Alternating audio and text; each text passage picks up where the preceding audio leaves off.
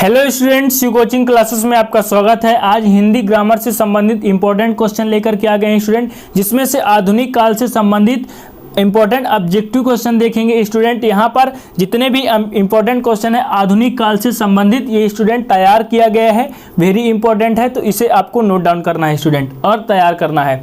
तो देखिए, आधुनिक काल का स्टूडेंट स्टार्ट कहाँ से हुआ, तो संवत 1900 से अब तक जो चल रहा है सभी के सभी आधुनिक काल के अंतर्गत आता है। अब देखिए, आधुनिक काल को स्टूडेंट वर्तमान काल कहा गया और गद्य काल भी कहा गया। क्यों? क्योंकि स्टूडेंट आधुनिक काल जो 1900 से अब तक का काल है, पूरा आधुनिक काल चल रहा है और आधुनिक काल के अंतर्गत ये सब आता है, इसलिए इसे वर्तमान काल भी कहा गया। तो देखिए, ये क्वेश्चन यहाँ से भी बन जाता है कि वर्तमान काल किसे कहा गया, तो आधुनिक काल को वर्तमान काल कहा गया और आधुनिक काल को क्या कहा गया, तो वर्तमान काल कहा गया और गद्य काल भी कहा गया। तो ये दोनों नाम आपको याद रखना है, ये क्वेश्चन में, ये एग्जाम में ये क्वेश्चन आ जाता है स्टूडेंट।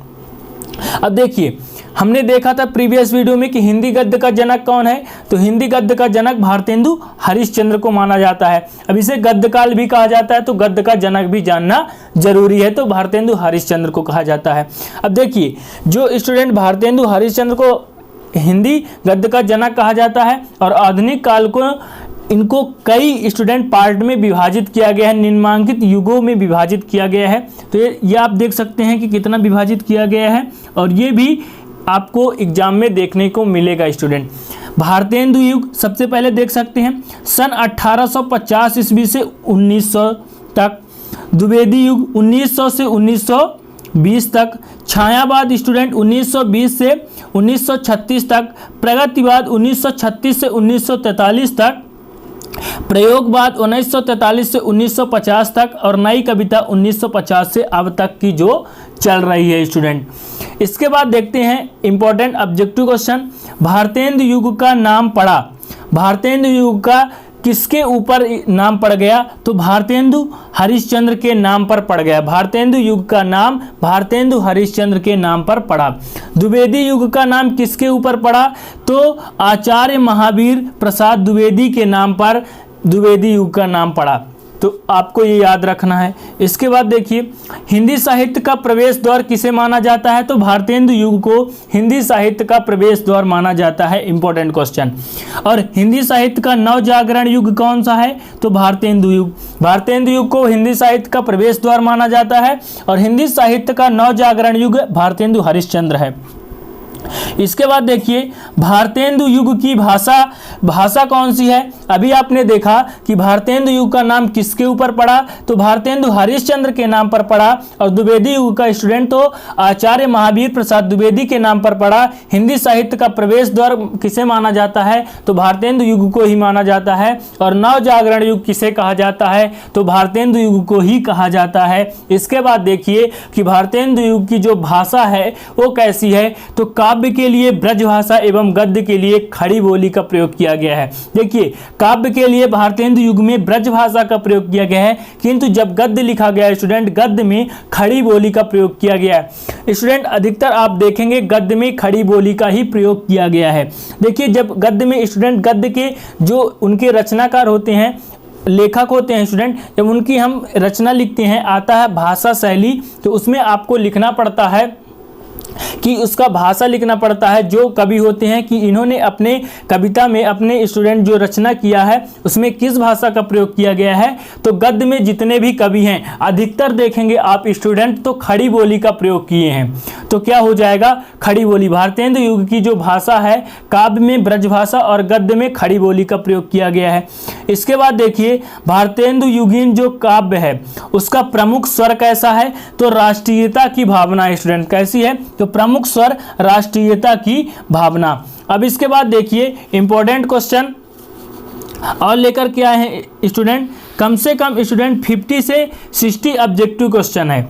इसमें देखिए, समाज सुधार का सराहनीय कार्य किया गया, तो कब किया गया, द्विवेदी युग में किया गया। समाज सुधार का सराहनीय कार्य द्विवेदी युग में किया गया। द्विवेदी युग में सर्वाधिक ध्यान भाषा के परिमार्जन पर दिया गया स्टूडेंट। क्या है कि द्विवेदी युग में सर्वाधिक ध्यान भाषा के परिमार्जन पर दिया गया। और आगे देखिए, प्रसिद्ध हिंदी पत्रिका सरस्वती के संपादक आचार्य महावीर प्रसाद द्विवेदी हैं।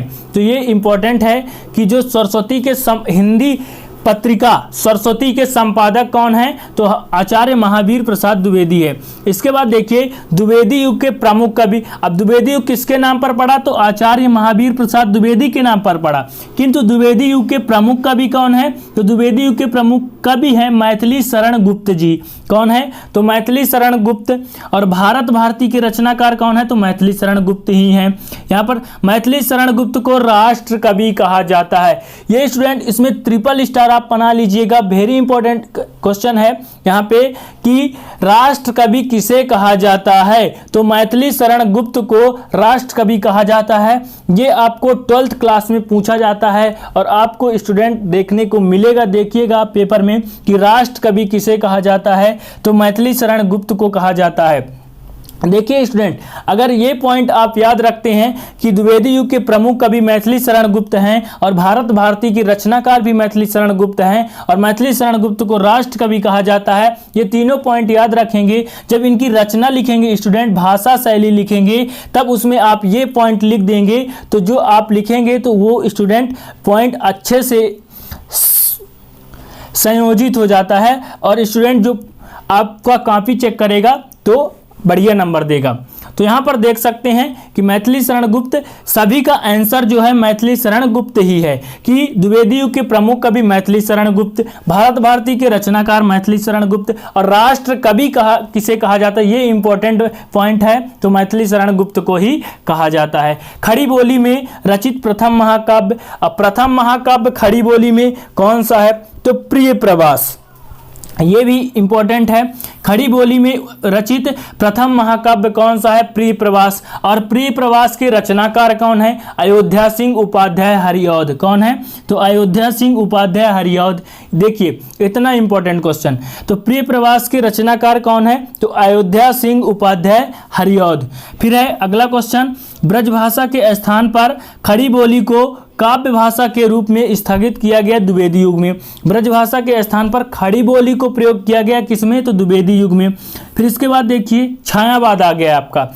छायावाद के जनक कौन है, तो जयशंकर प्रसाद जी है। छायावाद के जनक जयशंकर प्रसाद। छायावाद के आधार स्तंभ कौन है, तो जयशंकर प्रसाद, सुमित्रा नंदन पंत, सूर्यकांत त्रिपाठी निराला एवं महादेवी वर्मा।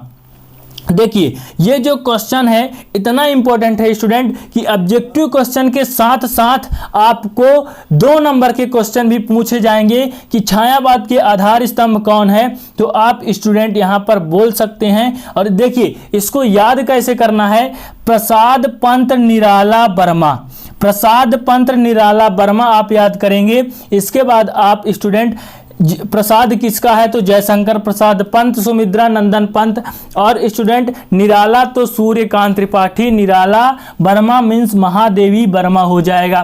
तो यहाँ पर 2 नंबर का यहाँ से क्वेश्चन बन सकता है स्टूडेंट। और इस प्रकार ऑब्जेक्टिव क्वेश्चन में पूछ देगा कि छायावाद के आधार स्तंभ में है, इसमें से 4 में से 1 आंसर आपका सही होगा, बाकी दूसरे स्टूडेंट जो भाग है दूसरे भाग से आपका आ जाएगा द्विवेदी युग भारतेंदु युग से कवि को उसमें रख दिया जाएगा 3 कवि और 1 कवि छायावाद का रख दिया जाएगा जो कि आधार स्तंभ क्वेश्चन पूछ देगा, आपका सही होगा। तो इसमें से आप चारों याद किए रहेंगे तभी आपसे बन पाएगा स्टूडेंट कि छायावाद के आधार स्तंभ कौन कौन है, तो जयशंकर प्रसाद, सुमित्रा नंदन पंत, सूर्यकांत त्रिपाठी निराला एवं महादेवी वर्मा जी। इसके बाद देखिए अगला इंपॉर्टेंट क्वेश्चन है कि प्रकृति के सुकुमार कवि किसे कहा जाता है, तो सुमित्रा नंदन पंत को। प्रकृति के सुकुमार कवि सुमित्रा नंदन पंत को। प्रकृति के सुकुमार कवि इसलिए इन्हें कहा गया है कि सुमित्रा नंदन पंत जी ने अपनी रचना में सबसे ज्यादा स्टूडेंट प्रकृति के बारे में लिखा, इसलिए प्रकृति के सुकुमार कवि सुमित्रा नंदन पंत को कहा जाता है। मुक्त छंद के प्रवर्तक, मुक्त छंद के प्रवर्तक कौन है, तो सूर्यकांत त्रिपाठी निराला। आधुनिक युग की मीरा, आधुनिक युग की मीरा कौन है, तो आधुनिक युग की मीरा है महादेवी वर्मा। महादेवी वर्मा जी को आधुनिक युग का मीरा कहा गया है? ये भी इंपॉर्टेंट क्वेश्चन है। आधुनिक युग का मीरा महादेवी वर्मा। देखिए सभी क्वेश्चन आप तैयार कर लेंगे तो हिंदी में स्टूडेंट 25 ऑब्जेक्टिव क्वेश्चन पूछे जाते हैं, तो 25 में आप 25 करके आएंगे स्टूडेंट, ये वादा है। देखिए यहां पर है स्टूडेंट महाप्राण उपनाम। महाप्राण उपनाम पंडित सूर्यकांत त्रिपाठी निराला का है। तो पंडित सूर्यकांत त्रिपाठी निराला का महाप्राण उपनाम है। महाप्राण उपनाम किसका है? तो यहां पर देख सकते हैं। छायावाद की प्रतिनिधि रचना कौन सी है? तो कामायनी। कामायनी किसकी रचना है? तो जयशंकर प्रसाद जी का। किसकी? जयशंकर प्रसाद, जो कि छायावाद के जनक और छायावाद के आधार स्तंभ के अंतर्गत आते हैं। इसके बाद इंपॉर्टेंट क्वेश्चन और देखिए स्टूडेंट, इससे और इंपॉर्टेंट क्वेश्चन, तो स्थूल के प्रति सूक्ष्म विद्रोह को छायावाद माना जाता है। तो ये किसने कहा? तो डॉक्टर नरेंद्र ने कहा। डॉक्टर नरेंद्र ने छायावाद को क्या कहा? कि स्थूल के प्रति सूक्ष्म विद्रोह को ही छायावाद कहा जाता है। अब देखिए प्रयोगवाद आ गया स्टूडेंट। इसके बाद प्रयोगवाद के जनक कौन है? तो अज्ञेय जी है। कौन है? अज्ञेय। ये भी इंपॉर्टेंट है। तो तार सप्तक का प्रकाशन किस वर्ष में हुआ? तार सप्तक, देखिए ये ऐसे ऐसे शब्द हैं कि आप हिंदी सब्जेक्ट पूरा पढ़ लेंगे स्टूडेंट, इसके बाद भी ऐसे शब्द ढूंढने में नहीं मिलेगा, लेकिन आपके एग्जाम में आ जाएगा। इसलिए आपको यहाँ से तैयार करना है कि तार सप्तक का प्रकाशन वर्ष कौन सा है। अगला क्वेश्चन देखिए कि अगला क्वेश्चन यहाँ पर है कि चिंतन के क्षेत्र में जो अद्वैतवाद है, भावना के क्षेत्र में वही रहस्यवाद है, यह कथन किसने कहा?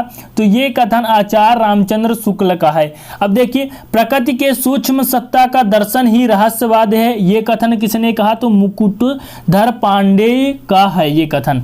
तो यहाँ से स्टूडेंट कई सारे इंपॉर्टेंट क्वेश्चन देखे हैं। कम से कम स्टूडेंट यहाँ पर 50 ऑब्जेक्टिव क्वेश्चन आपने देखा, सारे के सारे इंपॉर्टेंट है, आपको तैयार करना है। तो उम्मीद करता हूँ कि ये वीडियो आपको अच्छा लगा होगा। यदि अच्छा लगे तो प्लीज़ एक लाइक कर दीजिएगा स्टूडेंट, और दोस्तों के साथ शेयर करिएगा। अपना राय कमेंट में जरूर बताएं। मिलते हैं नेक्स्ट वीडियो में, तब तक के लिए जय हिंद, वंदे मातरम।